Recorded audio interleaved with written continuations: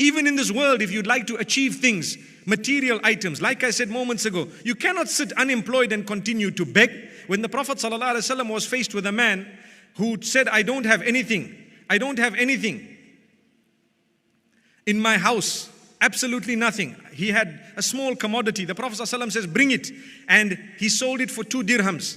And at the same time, he bought his food with one, and with the other one, the Prophet ﷺ said, buy an axe. He bought an axe.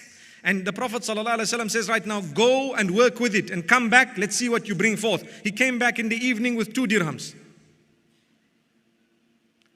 Then the Prophet ﷺ made a dua for him and told him, go away for 15 days and come back.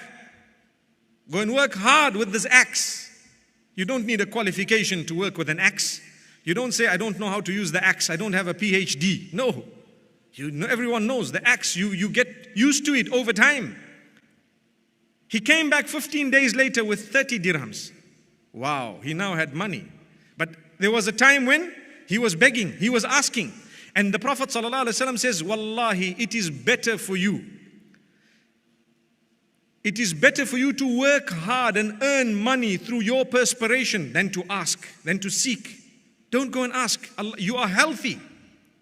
May Allah protect us. Take a look at Abdurrahman ibn Auf radiallahu anhu. He came to Medina Munawwara at the time of the Hijrah. He was a wealthy man in Mecca. He lost everything and he came with nothing. And he was told, okay, you know what? I will give you half of my wealth. And I will give you so and so, and I will help you with this much and that much. He says, may Allah grant you barakah.